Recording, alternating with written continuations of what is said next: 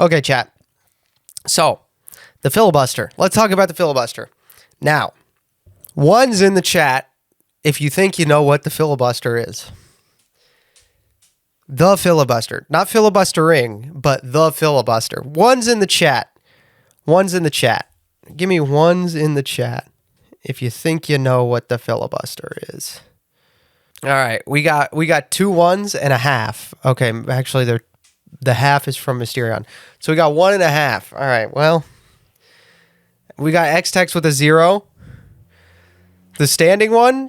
Well, so the fact that you're asking makes me think you do know. The fact that you're asking makes me think you do know what the filibuster is. The fact that you have to ask if I'm talking about the standing filibuster makes me think you do know. So we have... I mean, Legate says he knows what it is. Legate definitely knows what the filibuster is. Mysterion definitely knows what the filibuster is. I'm going to try to make this kid-friendly so that I can, once again, try to talk Legate into showing one of my videos to his classroom. Going to keep trying. AJK says 3/4. All right. X-Tex is being honest, says he doesn't know. The... Mysterion says the standing filibuster would solve the problem and not make the GOP crap itself at the thought of removing it. That's true. Although they're not trying to remove the standing filibuster, they're trying to remove the other one, which is not the one that is not the you can remove both of them. We'll get into this. Everyone be on your best behavior. So true. No one say anything crazy in the chat. All right.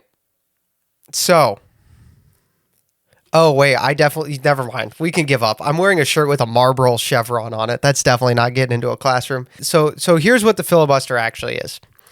What happens is that a piece of legislation gets brought to the Senate.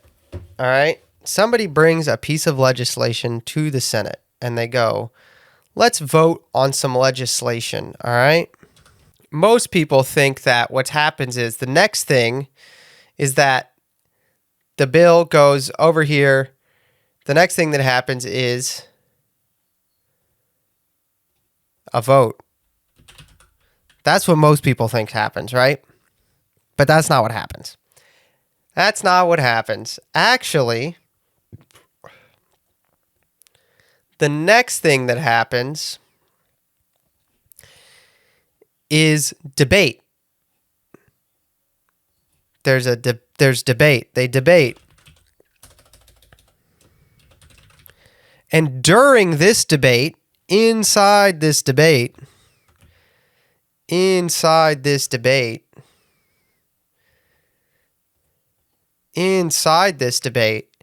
is when a standing filibuster can happen. So inside here, there's another box that we would call the standing filibuster. Now, the standing filibuster is what you are thinking of when you are thinking of the filibuster. All right? You are thinking of the filibuster as like, oh, they're going to go in there. Somebody's going to go in there and talk. And they're not going to stop talking. All right? They're not going to stop talking. That's the standing or the talking filibuster, sometimes called this talking. So this is the standing or the talking filibuster. However, what can happen, so to end debate, you need to get what's called, after debate is when the voting happens. Let's do this way, right? So after debate is when the voting happens, okay? After debate is when the voting happens. And this vote, you need a majority. To get from here to here, something has to happen to this arrow. Now, the thing that happens here is called cloture. Cloture, C-L-O-T-U-R-E, cloture. Now, you're saying to yourself, I hear it. I hear you saying, I hardly know her. You're saying to yourself, what is cloture? Now, cloture is the vote that happens to say that debate is over. Okay? Cloture just means that the debate is formally over, okay? That's what that means. This just means that the debate is formally over. Okay? The filibuster, or the silent filibuster, or the thing that's currently holding up most of what's going on in the Senate, whether it be DHS funding or the Save America Act, is this right here. To get cloture, you need 3/5. This is where I would say is the best way to visualize the silent filibuster. Right in there is the silent filibuster. Because technically, what happens, and Mysterion has nailed this, this is what the filibuster, or nuking the filibuster, means. They are saying, no, we're not done debating yet, but no one is doing anything. No one is doing anything. I watched the Senate floor on Thursday. On Thursday, I watched the Senate floor for 5 hours, and there was not a word uttered. And it was, and you want to see a picture of it? I will show you a picture of the Senate floor Thursday while they were filibustering. I will show you a picture of what a filibuster looks like. Here is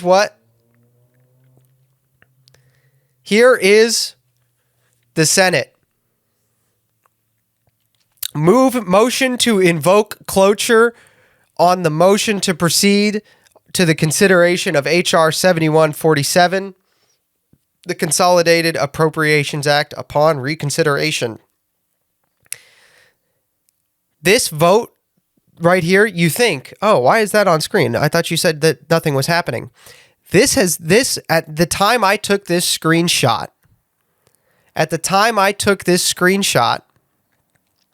this graphic had been on screen for 4 hours. For 4 hours, there had been nothing. There is nothing happening. This is my senator, John Husted. Okay? He is sitting there on his phone doing nothing. Here are the Senate aides. They're just sitting there talking. They had been sitting there talking for 2 hours. I'm not kidding you. I was watching this. I had it open on this monitor while I was doing work on the other monitor for 4 hours. This is what the Senate looked like on Thursday. 4 hours. Nothing. And this is this right here is an image of what is technically the filibuster of the Save America Act. This is this silent filibuster right here. Okay? Right there. Like, right there. That is the silent filibuster, chat. Right there. That is the silent filibuster.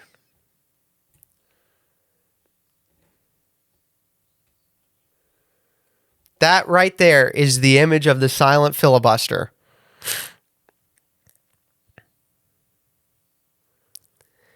Every Republican and one Democrat voted to invoke cloture on this rule. Okay?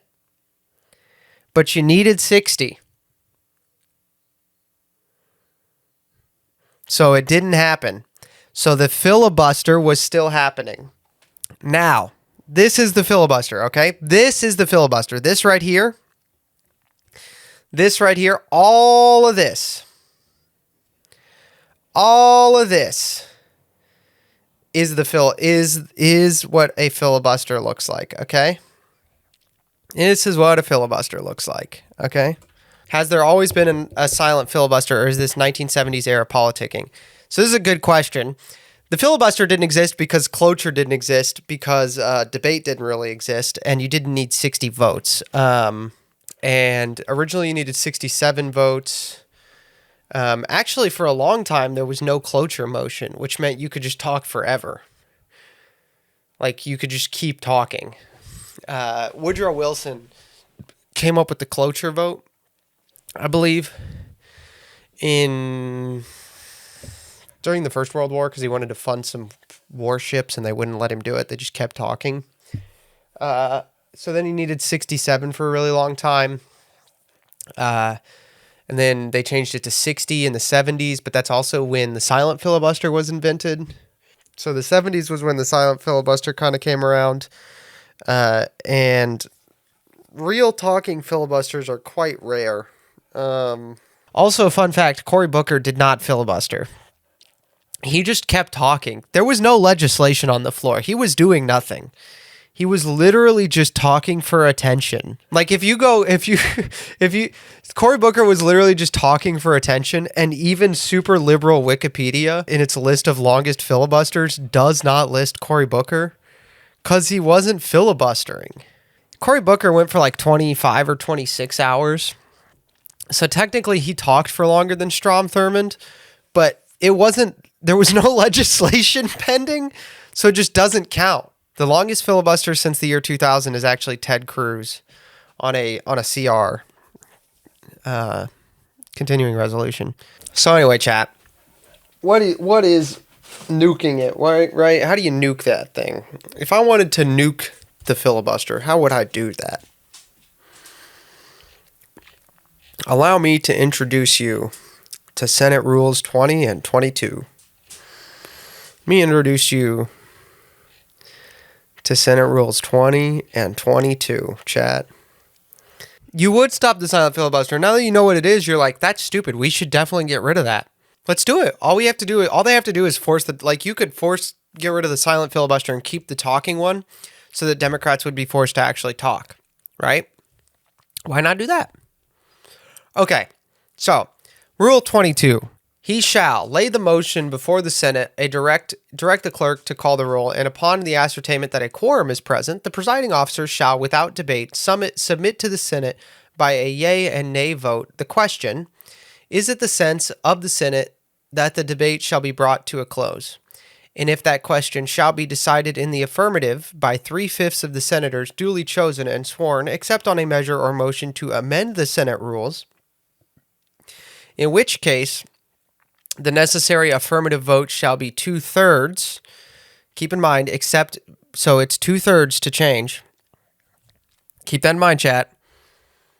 Somebody's going to ask this as a question in a minute. It's going to be important.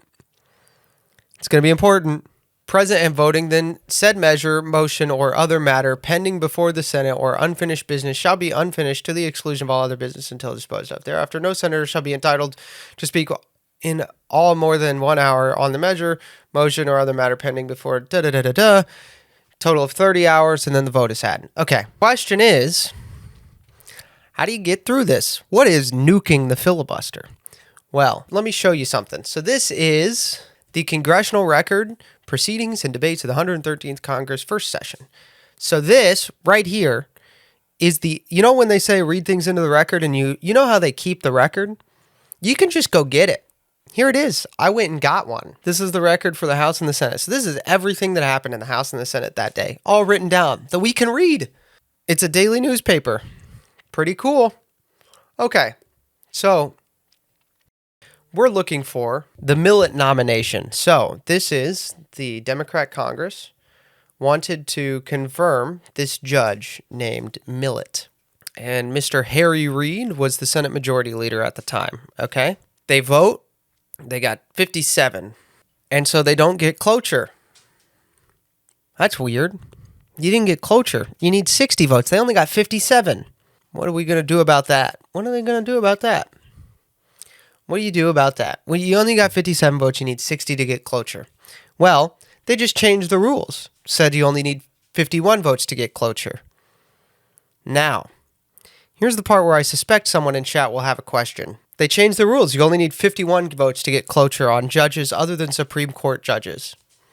Other than Supreme Court justices, you only need 51 votes to get cloture. They didn't have 60, so they changed the rules. Except on a measure or motion to amend the Senate rules, in which case Isn't that against the rules? Doesn't the rule say you need 67 votes to change the rules? So, wait, they couldn't get 60, so they got 67 votes. No.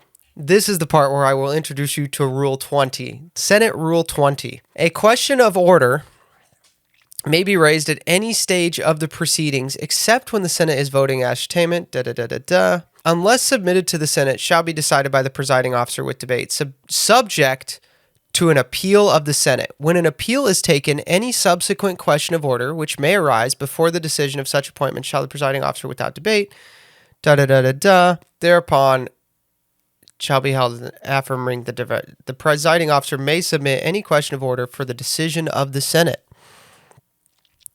So to make it, if you make a question of order, you only need 51 votes. Okay? And here's where we come back to 2013, November 21st, 2013. Mr. Reed says, I raise a point of order that the vote on cloture under Rule 22 for all nominations other than for Supreme Court of the United States is a majority vote, not a 3/5, is a majority vote. The President pro tempore. Under the rules, the point of order is not sustained. Okay, well, he's wrong. Okay.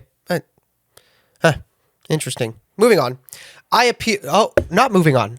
Mr. Reed, I appeal the ruling of the chair and ask for the yeas and nays. Is there a sufficient second? Then Mr. McConnell interrupts. Mitch McConnell goes on. He goes back and forth with the chair for a while.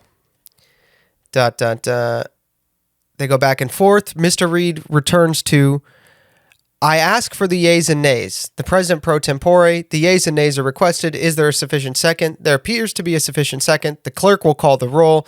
The result was announced. Yeas 48, nays 52.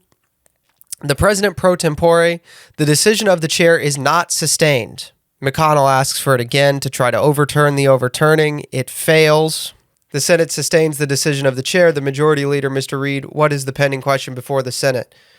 Pursuant to Rule 22, the chair lays before the Senate the pending cloture motion, which the clerk will state. Reads as follows. Cloture motion. The clerk will call the roll. The cloture motion goes through. They get 55 votes. Upon reconsideration, the motion is agreed to. What just happened there?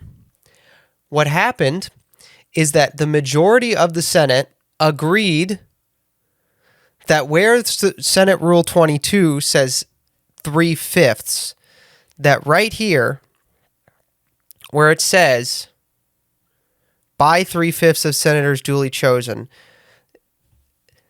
the majority of the Senate agreed that what that means is that for nominations other than Supreme Court nominations, that just means majority. The Senate decided that where it says 60, it means 51. That, chat, is the nuclear option. That is the nuclear option. Now, you'll recall that we only need 51 votes for Supreme Court nominees now, too. That's interesting. How did that happen? I will take you, once again, to the congressional record, this time to April 6th, 2017. Mr. McConnell says, therefore, I raise a point of order that the vote on cloture motions on cloture under the precedent set in November 21st, 2013 is a majority vote for all nominations. The presiding officer, the precedent of November 21st, 2013 did not apply to nominations to the Supreme Court. Those nominations are considered under the plain language of Rule 22. The point of order is not sustained. Madam President, I appeal the ruling of the chair. We get the reverse of what happened in 2013. We get the reverse of what happened in 2013. And we go on. And we get the nuclear option for Supreme Court justices. There you go. You get the nuclear option for Supreme Court justices. That's how you get it. The nuclear option is when 51 senators decide that 3/5 means majority. There you go. So, the thing that we want John Thune to do and the Republicans to do is we want them to use Rule 20 to reinterpret Rule 22. Either to get rid of cloture altogether, the legislative filibuster. That's why this is sometimes referred to as the legislative filibuster. Because the nominative, or filibuster for nominations, the nominative filibuster is already gone. We've already nuked that. So what we want John Thune to do is get rid of the legislative filibuster. The other option is he could use Rule 20 to reinterpret Rule 22, forcing them to actually be talking. He could say that it's assumed closed if they haven't talked for X amount of hours.